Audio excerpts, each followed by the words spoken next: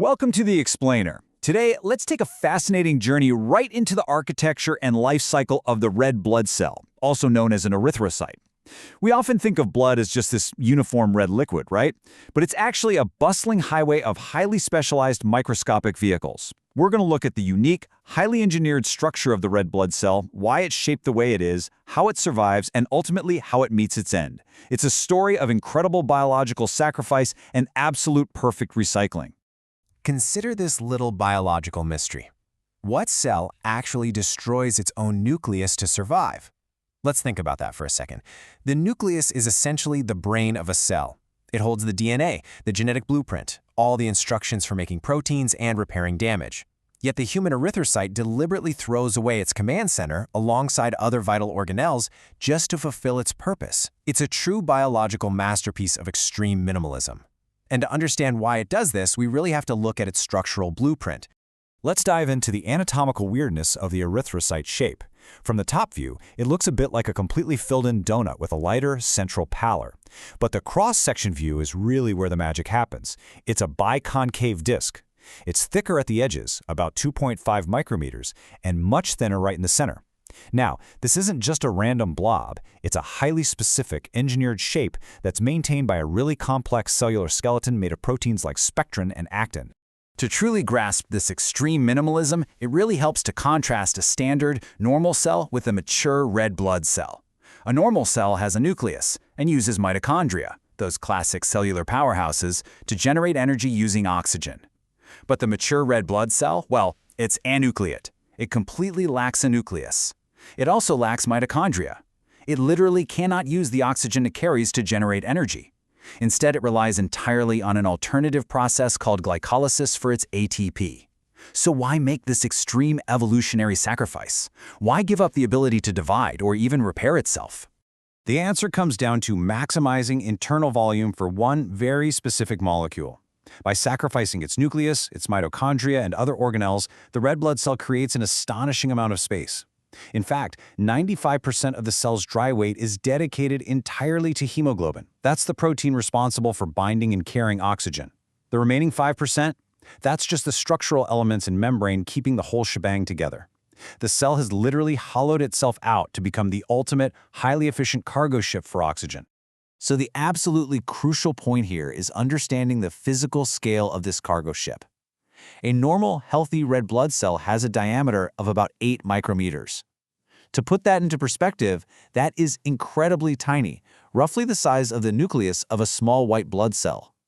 But despite being this microscopic, the red blood cell faces a massive, everyday physiological dilemma as it circulates through the human body. And here is that exact physical dilemma. 3.5 micrometers. That is the minimum diameter of the microcirculation capillaries in the human body. So how on earth does an 8 micrometer cell continuously pass through a 3.5 micrometer pipe without getting stuck, or worse, bursting? It sounds physically impossible, right? Well, this is exactly where the cell's bizarre shape comes to the rescue. This perfectly highlights the biconcave advantage. Because the cell is a biconcave disc rather than a rigid, fully inflated sphere, it acts a lot like a partially deflated ball. It possesses this incredible flexibility, allowing it to rapidly fold, bend, and just squeeze right through those tiny 3.5 micrometer capillaries and then instantly snap back into its normal shape. Plus, this biconcave blueprint gives the cell a remarkably high surface area to volume ratio. That's absolutely perfect for maximizing gas exchange, and it ensures a very short diffusion distance so oxygen can reach the hemoglobin in a flash. But maintaining that essential flexibility requires energy. And since the cell threw away its mitochondria, it has to use the Embden-Meyerhof pathway. Now, this is an anaerobic, glycolytic pathway. Basically, what this means is that the cell metabolizes glucose without using any of the precious oxygen it's transporting. It generates just enough ATP to power the sodium-potassium pumps on its membrane. These pumps are super important. They manage the cell's internal water volume. If these pumps fail, the cell swells up, loses its biconcave shape, and completely loses that life-saving flexibility. Okay, so with its shape and energy source sorted out, let's trace the actual timeline of the red blood cell's lifespan. Day 0 begins in the bone marrow, where it ejects its nucleus and heads into the bloodstream. For days 1 and 2, it's known as a reticulocyte. That's a slightly immature cell still finishing up its hemoglobin production. Then, from day 3 all the way to day 119, it's fully mature, just endlessly circulating, picking up oxygen in the lungs and dropping it off in the tissues. But remember, because it has no nucleus, it can't repair daily wear and tear. So by day 120, it's old, it's exhausted, and it is absolutely ready for destruction. Before we discuss its end, though, consider this absolutely wild number. 480 kilometers. That's about 300 miles. That is the staggering estimated distance this tiny 8-micrometer cell travels over its 120-day lifespan. It gets pumped out of the heart, squeezed through the tightest microscopic capillaries, battered by turbulent blood flow, and pushed through organs over and over and over again. It is a seriously grueling journey. And at the end of that 480-kilometer journey, waiting very patiently, is the spleen. Now, in the context of the red blood cell, the spleen isn't merely an organ. It acts as the ultimate quality control filter. The spleen has a highly specialized, somewhat sluggish blood circulation system that's designed specifically to test the physical integrity of every single red blood cell that passes through it. Let's break down exactly how this targeted destruction works. As a red blood cell ages towards that 120-day mark, its enzymes deplete and its membrane proteins degrade. It loses that crucial biconcave flexibility we talked about earlier and becomes much more rigid. When these old, stiff cells try to navigate the tight, oxygen-deprived maze of the splenic cords and venous sinuses, they simply can't bend enough to squeeze through.